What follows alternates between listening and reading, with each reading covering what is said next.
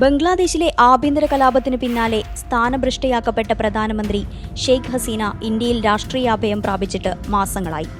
ഇതിനിടയിൽ നിരവധി തവണ ഹസീനയെ വിട്ടുകിട്ടണമെന്ന ആവശ്യവുമായി ബംഗ്ലാദേശ് രംഗത്തെത്തിയിരുന്നു. ഇപ്പോഴിതാ ഇതേ ആവശ്യം ഔദ്യോഗികമായി ഉന്നയിച്ചിരിക്കുകയാണ് ബംഗ്ലാദേശ്. ഇന്ത്യയും ബംഗ്ലാദേശും തമ്മിൽ കുറ്റവാളികളെ കൈമാറൽ കരാറുണ്ട്. ഇതിന്റെ അടിസ്ഥാനത്തിലാണ് ഷെയ്ഖ് ഹസീനയെ വിട്ടുനൽകണമെന്ന് ബംഗ്ലാദേശ് ആവശ്യപ്പെടുന്നത്. എന്നാൽ ഇതിൽ നോ കമന്റ്സ് എന്നാണ് ഇന്ത്യയുടെ പ്രതികരണം. മറ്റൊരർത്ഥത്തിൽ പറഞ്ഞാൽ ബംഗ്ലാദേശിന്റെ താളത്തിനൊത്തു തുള്ളാൻ ഇന്ത്യയെ കിട്ടില്ലെന്ന്. ഇന്ത്യയും ബംഗ്ലാദേശും തമ്മിലുള്ള നയതന്ത്ര ബന്ധം വഷളാകുമ്പോഴാണ് അത് വീണ്ടും സങ്കീർണമാക്കിക്കൊണ്ട് ഷെയ്ഖ് ഹസീനയെ കൈമാറണമെന്ന ആവശ്യവുമായി ബംഗ്ലാദേശ് രംഗത്തെത്തുന്നത്. ഞങ്ങളുടെ നിലപാട് വ്യക്തമായി ഇന്ത്യയെ അറിയിച്ചു കഴിഞ്ഞു. ഷെയ്ഖ് ഹസീനയെ ജുഡീഷ്യൽ അന്വേഷണത്തിന്റെ ഭാഗമായി തിരികെ കൊണ്ടുവരണം എന്നാണ് മുഹമ്മദ് യൂനസിന്റെ വിദേശകാര്യ ഉപദേഷ്ടാവ് തൗഹിദ് ഹുസൈൻ വ്യക്തമാക്കിയത്.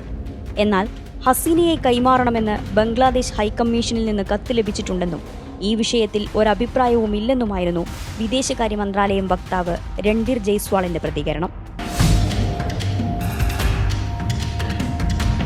കഴിഞ്ഞയാഴ്ച ഇന്ത്യൻ വിദേശകാര്യ സെക്രട്ടറി വിക്രം മിശ്രയുടെ ബംഗ്ലാദേശ് സന്ദർശനത്തിൽ ന്യൂനപക്ഷങ്ങൾക്കെതിരെ നടക്കുന്ന ആക്രമണവുമായി ബന്ധപ്പെട്ട ആശങ്ക ഇടക്കാല സർക്കാരിനെ അറിയിച്ചിരുന്നു.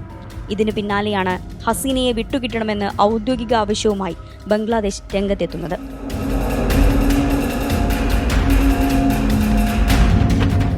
ഇന്ത്യയുടെ ഭൗമ രാഷ്ട്രീയ താൽപര്യങ്ങൾ മറികടന്ന് നരേന്ദ്രമോദി സർക്കാരിന് ഇക്കാര്യത്തിൽ ഒരു തീരുമാനമെടുക്കാനാവില്ലെന്നാണ് നയതന്ത്ര വിദഗ്ധർ ചൂണ്ടിക്കാട്ടുന്നത്. 2013 ഷെയ്ഖ് ഹസീന സർക്കാർ ഒപ്പുവെച്ച ഇന്ത്യ ബംഗ്ലാദേശ് കുറ്റവാളി കൈമാറ്റ ഉടമ്പടി പ്രകാരം ഹസീനയെ കൈമാറാൻ ഇന്ത്യക്ക് നിയമപരമായ ബാധ്യതയില്ലെന്നാണ് അവർ ചൂണ്ടിക്കാട്ടുന്നതെന്ന് ദി ടെലിഗ്രാഫ് റിപ്പോർട്ട് ചെയ്യുന്നു.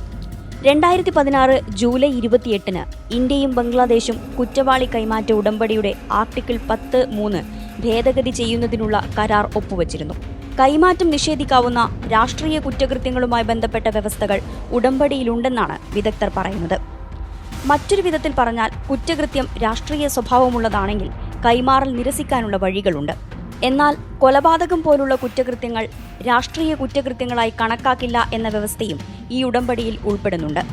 ധാക്ക ആസ്ഥാനമായി പ്രവർത്തിക്കുന്ന ഇന്റർനാഷണൽ ക്രൈംസ് ട്രൈബ്യൂണൽ അഥവാ ICT പുറപ്പെടുവിച്ച അറസ്റ്റ് വാറണ്ടിന്റെ അടിസ്ഥാനത്തിലാണ് ഷെയ്ഖ് ഹസീനയെ വിട്ടുനൽകണമെന്ന് ബംഗ്ലാദേശ് ആവശ്യപ്പെടുന്നത്.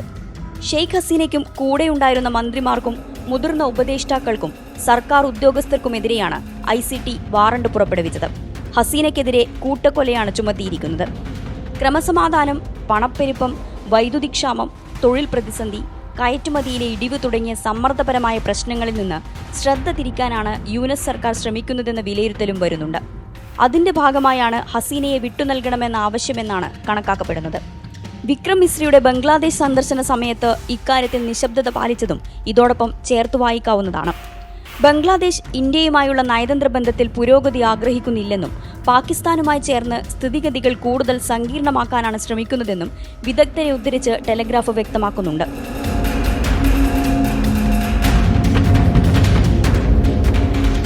ഷെയ്ഖ് ഹസീനയെ തിരിച്ചയക്കുന്നതിലൂടെ ബംഗ്ലാദേശിന് മേലുള്ള പരിമിതമായ സ്വാധീനം പോലും ഇന്ത്യക്ക് നഷ്ടപ്പെട്ടേക്കുമെന്നും വിദഗ്ധർ ചൂണ്ടിക്കാട്ടുന്നു.